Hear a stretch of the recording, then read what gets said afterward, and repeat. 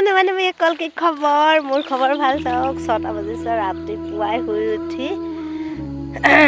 ঘৰত বাচনকেইটা ধুই আহিছোঁ এফালে চাওকচোন যিমান হাবি আছিলে গোটেইখিনি আমাৰ সৰিয়হ আছিলে কিন্তু মাৰি তুলি এদাই কৰি এতিয়া আলু কেইটামান আছে খানি আকৌ গা পা ধুই কলেজলৈ যাব লাগে সেইবাবে আহিলোঁ চাওকচোন কালি লাষ্ট এইটো মৰণা আছিলে কিমান হাবি তুলি মাৰি খতম কৰিছোঁ বাপৰে আপোনালোকৰ এনেকুৱা হাবি আছিলে নে কোনোবা ক'বচোন দেই এতিয়া আলু খানোগৈ এয়া আলু খানি আছোঁ ইমান নাই মানে মাটিটো টান হৈ গুচি গ'ল তলৰ মাটিটো ইমান বাঢ়িব নোৱাৰিলে আলু তথাপিও ইমানো নোহোৱা নহয় বাৰু খাব জোখাই হৈ যাব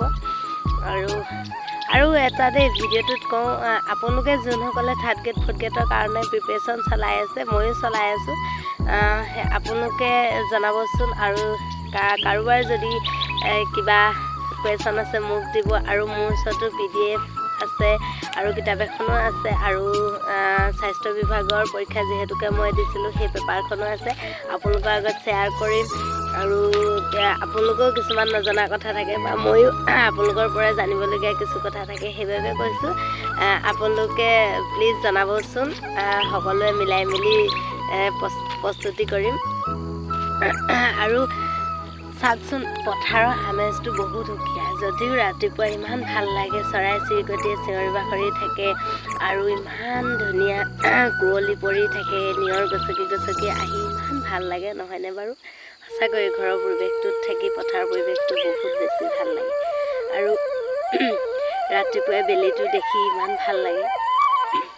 আপোনালোকে সৰিয়হ কোনে কিমান পালে জনাবচোন আমাৰ যদিও হাবি কিন্তু সৰিয়হ আছিলে বহুতখিনি সৰিয়হ পালোঁ 10 কুইণ্টেলৰ ওপৰত হ'ব চাগে গোটেইখিনি মানে অকল এইডোখৰ মাটিতে নহয় বাৰু গোটেইখিনি গোটাই থৈ দিছোঁগৈ মাৰি নি বেপাৰীক দিব লাগিব তাৰপিছতহে চাগে পইচাকেইটা পাম আৰু ইফালে আলু খানি আছোঁ আৰু অকলে থাকি আমনি লাগিছে যিহেতুকে সেইবাবে মনত যি আহিছে তাকে অলপ গুণগুণাই দিছোঁ মানে বিশ্বাস কৰে নাই নাজানো যিটো মই আপোনালোকৰ আগত কবিতা মানে উপস্থাপন কৰিবলৈ লৈছোঁ কবিতা ফাঁকি কোনো ধৰণৰ লিখিত আকাৰত নাই যি মনত আহিছে তাকে আপোনালোকৰ আগত প্ৰকাশ কৰিছোঁ নালাগে তুমি দামী অট্টালিকা ল'বলৈ নালাগে তুমি বিলাসী বাহনত ঘূৰাবলৈ নালাগে তুমি দামী ৰেষ্টুৰেণ্টত মোক চিকেন ম'ম' খুৱাবলৈ লাগে মাথো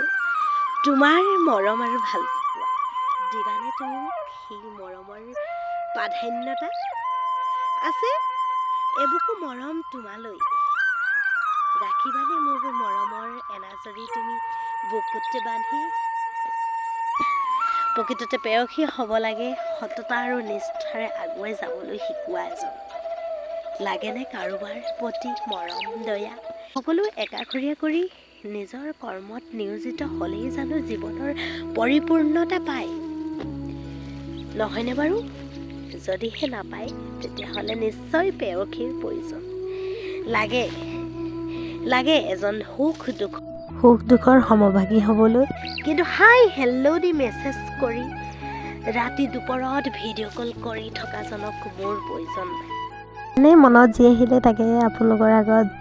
অকণমান গুণগুণালোঁ বাকী কেনেকুৱা লাগিলে জনাবলৈ নাপাহৰিব আৰু যদিহে বেয়া লাগিছে তেতিয়াও ক'ব এনে মনত যিটো আহে মনৰ ভাৱ অনুভূতিবিলাকতো ৰখাব থ'ব নোৱাৰি সেইবাবে হয়তো মানে এনেকৈয়ে গুণগুণাই থাকোঁ শেষত আলু খনা হৈ গ'ল আৰু দেউতা এফালে আহিলে বোলে ময়ো বস্তা এটা লৈ দিওঁ দে বুলি ক'লে এনেকৈ দুবস্তা খান্দি মেলি এতিয়া ঘৰলৈ যাওঁ বাই বাই